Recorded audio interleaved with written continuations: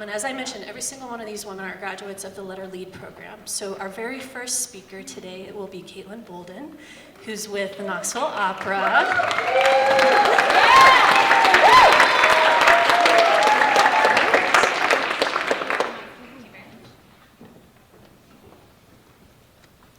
In the summer of 2001, I sat in a movie theater.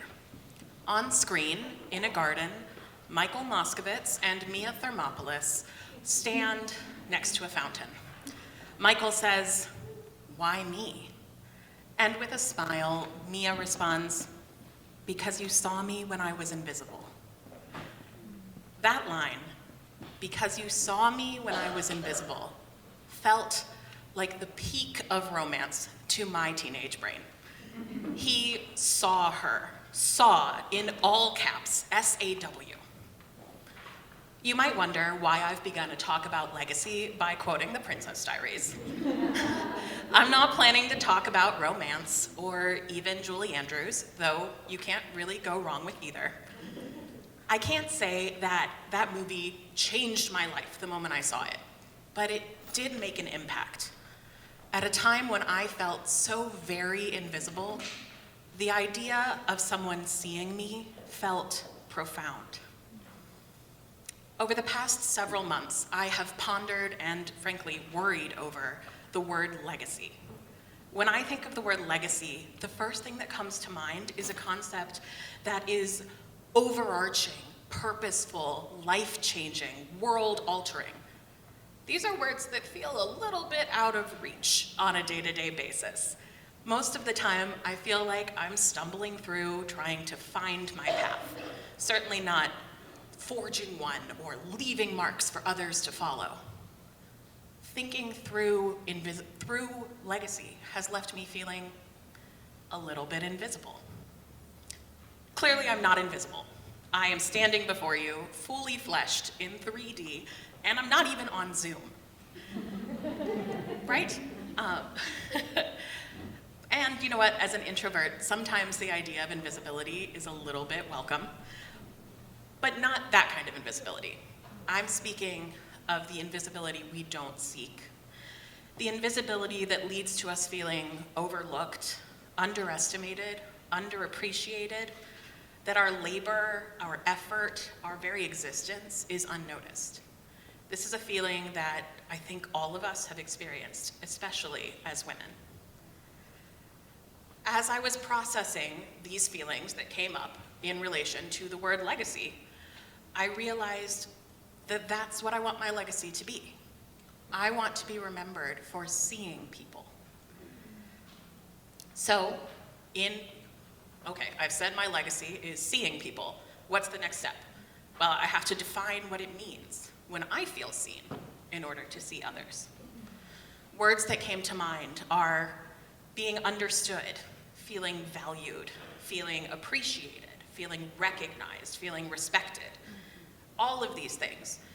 Also none of them, some of them, depends on the day, depends on the time. Hard to define, but it's a feeling that you know when you experience it. There have been times in my life when I have dramatically felt seen. The night I was dumped and a friend dropped everything to come spend the night at my apartment so I wouldn't feel alone.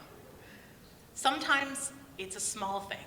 The day I sang a solo at church and returned to my seat to find a note from a tween girl that said she liked my yellow nail polish.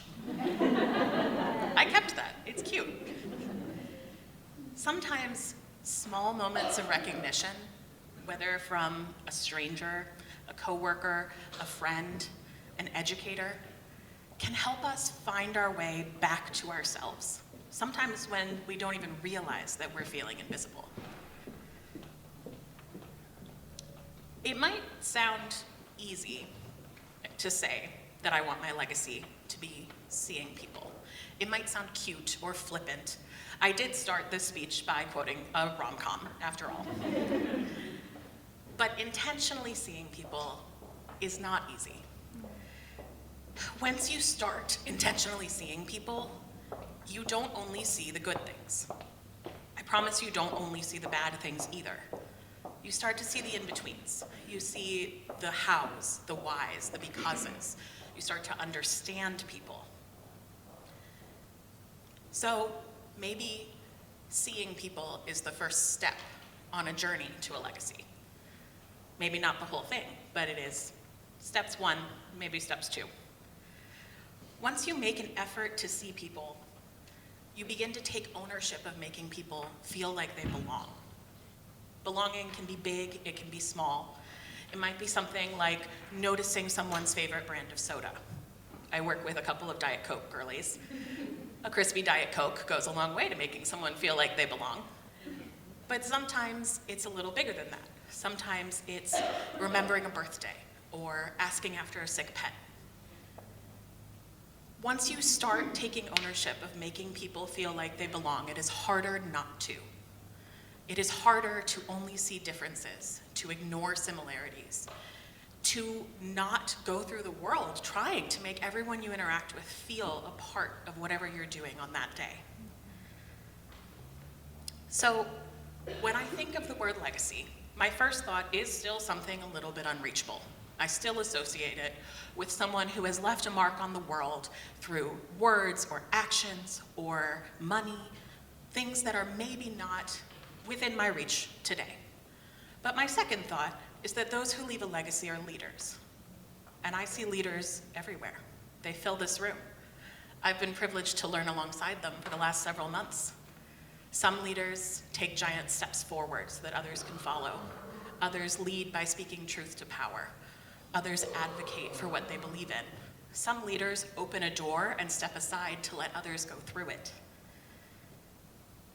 I think that the greatest strength in legacy, in leading and belonging, is in finding the strengths within others, finding ways for them to shine and to reflect that light back to them.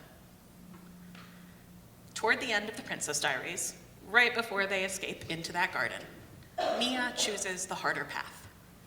She chooses not to be invisible, but she chooses to learn from her invisibility and to use it to help others.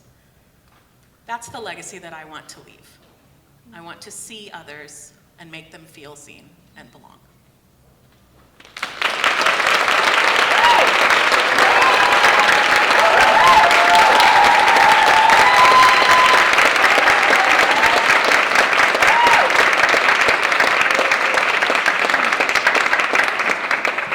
Thank you, Caitlin. It's always nerve-wracking being the very first speaker, but Caitlin has a lot of experience on stage, so that's part of the reason why I chose her to come up first. Because